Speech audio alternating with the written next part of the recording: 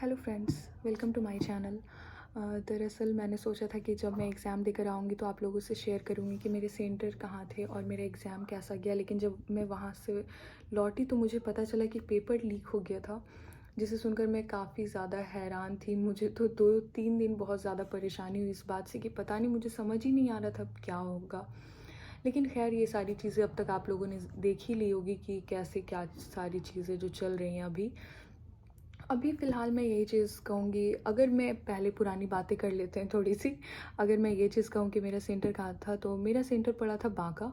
Exam overall ठीक गया था, जो कि अब उससे कोई फ़र्क नहीं पड़ता है क्योंकि पेपर कैंसिल ही हो चुका है, रद्द हो चुका है पूरी तरीके से। तो इसका कोई भी फ़ायदा नहीं है कि कैसा गया, नहीं गया, अच्छा था, ख़राब था, इससे कोई मतलब नहीं है। लेकिन हाँ, अब मैं ये चीज़ कहना चाहूँगी कि अभी जो डेट आ सकते हैं, इसको लेकर आप ज़्यादा मत रहिएगा कि काफ़ी टाइम लगेगा तो अभी हम नहीं पढ़ते हैं, ऐसा बिल्कुल भी नहीं करना है।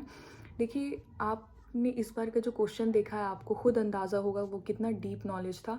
तो अब आपको ऊपर-ऊपर से नहीं पढ़ना होगा। जैसा कि मैंने पहले भी कहा था कि ऊपर से पढ़ने से काम नहीं चलेगा, आपको थोड़ा डीप पढ़ना है। तो जब आप डीप पढ़ेंगे ना, उससे आपको ज़्यादा बेनिफिट होगा, फिर आपको एग्ज़ाम में कोई परेशानी नहीं होगी क्योंकि क्वेश्चन बहुत ही ज़्यादा डिफरेंट थे, अच्छे क्वेश्चन थे, बहुत अच्छे क्वेश्चन थे। तो इस वजह से आपने बहुत ही अच्छे से पढ़ना है इस दफ़ा, और जब मौका मिला है तो आप क्यों टाइम अपना वेस्ट करें। मैं तो यही कहूँगी कि आप अच्छे से मन लगाकर पढ़ाई करें। और मैं एक और चीज़ें कहूँगी कि आप सब जानते हैं, अभी जो भी चीज़ें चल रही हैं, ईओयू ने कहा है कि अभी काफ़ी दिन लग सकता है। आपने पढ़ा ही होगा पेपर में कि होली की भी छुट्टी जो था उन लोगों को नहीं मिला है, और सारी जांच चल रही है कि क्या चीज़ कैसे लीक हुआ पेपर और नहीं हुआ। तो यही सारी चीज़ें हैं, सारा कुछ जांच होने के बाद ही पता चलेगा कि कहाँ गलती था, नहीं था, कितने सारे लोगों को अरेस्ट भी किया गया और उन्हें छोड़ा भी गया है। बाकी ये सारी चीज़ें तो आप पढ़ते ही हैं रेगुलर। लेकिन अभी के लिए मैं यही कहूँगी कि एग्ज़ाम होली के बाद आ जाएगा शायद, कि कब हो, अभी तक नहीं आया था।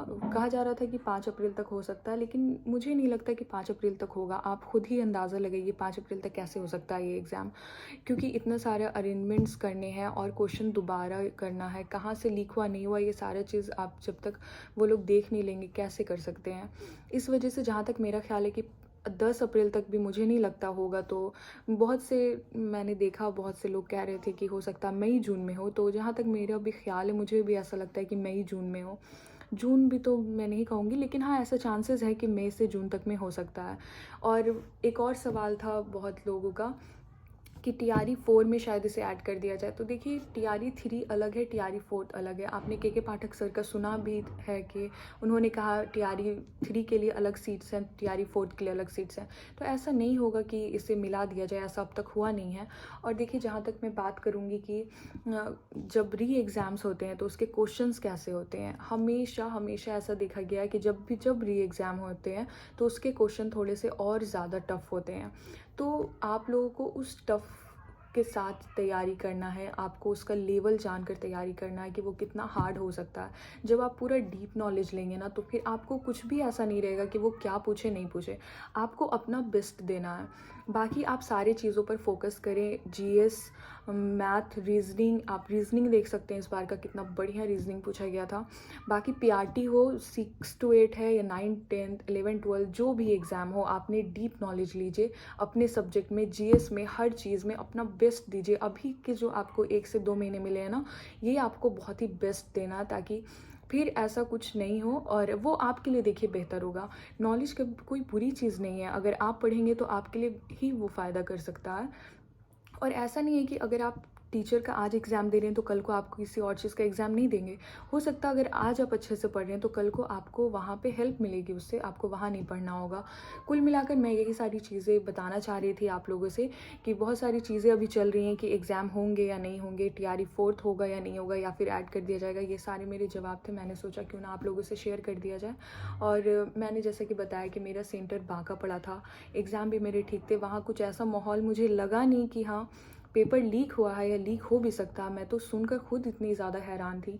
रात को जब मुझे पता चला ये चीज़ तो बहुत ज़्यादा शॉकिंग था, लेकिन खैर ये सारे बच्चे के लिए ही शॉकिंग था। और अगर इतने बड़े पैमाने पर चोरी हुई है तो इसको बिल्कुल रद्द करना चाहिए, और जो बहुत ही ज़्यादा अच्छा हुआ है। अगर एक तरह से आप देखिए तो अगर नहीं रद्द होता तो शायद बहुत आप लोग जानते भी हैं कि बहुत सारे टीचर्स धरना देने वाले थे। पटना आए भी थे बहुत सारे टीचर्स, जैसे मैं अगर जाने माने टीचर्स की बात करूं तो रोहित सर हैं, सचिन सर हैं, और भी कुछ लोग थे। वो लोग सब, हाँ दानिश सर, उन्हें मैं भूल गई वो सब ये लोग थे जो आकर ईओयू ऑफिस में बात करने वाले थे। लेकिन खैर वो लोग जब आए तो तब रात में ही पता चला कि हाँ पेपर कैंसिल कर दिया गया। तो ये एक तरह की राहत मिल गई है एक तरह से। बाकी अभी के लिए यही है कि आप लोग अपना बेस्ट दीजिए, अच्छे से प्रिपरेशन कीजिए। बाकी न्यू वीडियो के साथ मैं आप लोगों से न्यू स्ट्रैटेजी पे मिलूँगी, ये अब कैसे करना है, अभी क्या जो भी आता है डेट कि एग्ज़ाम कब होंगे, अगले 1 से 2 महीने में या 15 दिन में। अभी देखिए होली का वक्त है तो इसके बाद पता चल जाएगा कि कब होगा नहीं होगा, शायद डेट आ जाए। तो वेट कर लेते हैं कुछ दिन, एटलीस्ट 3 से 4 रोज़ ही रुक जाइए तो शायद मुझे अच्छे से पता चल जाए, हम सबको जो काफ़ी बेसब्री से इंतज़ार कर रहे हैं। उसके बाद देख लेंगे क्या होता नहीं होता। तो इंशाल्लाह देखते हैं, कुछ नई स्ट्रैटेजी बनाएंगे। और मुझे आप लोगों से एक चीज़ और जानना था कि आप लोगों का करंट अफेयर्स का प्रिपरेशन कैसा चल रहा। अगर आपको जो भी है, मैं सोच रही थी कि क्यों ना करंट अफेयर्स के लिए मैं क्वेश्चंस अवेलेबल करवा दूं, या फिर जो बेहतरीन बुक सजेस्ट है जो भी टॉपर्स के अकॉर्डिंग है, तो उसका मैं आप लोगों से वीडियो शेयर कर देती हूँ। बाकी मैंने सोचा क्यों ना आप लोगों से एक दफ़ा पूछ लिया जाए, अगर ये अच्छा रहेगा तो मैं ज़रूर इसे करूँगी, लेकिन मैंने सोचा क्यों ना आप लोगों से एक दफ़ा बता दिया जाए इस बारे में।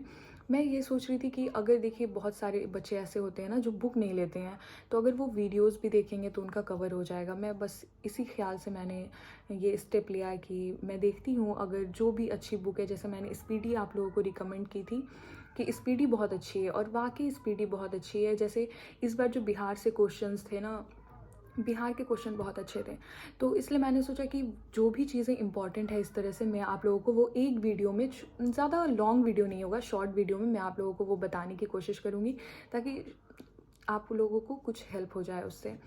तो इस तरीके से बस यही था वीडियो अगर आपको पसंद आई हो, अच्छी लगी हो, तो लाइक शेयर सब्सक्राइब करना नहीं भूलें, और कमेंट सेक्शन में लिखकर ज़रूर बताएं कि आप लोगों को कैसा लगा ये मेरा स्टेप, अगर मैं ऐसा करती हूँ तो। और बाकी फिर मिलते हैं एक नई वीडियो के साथ। Bye bye.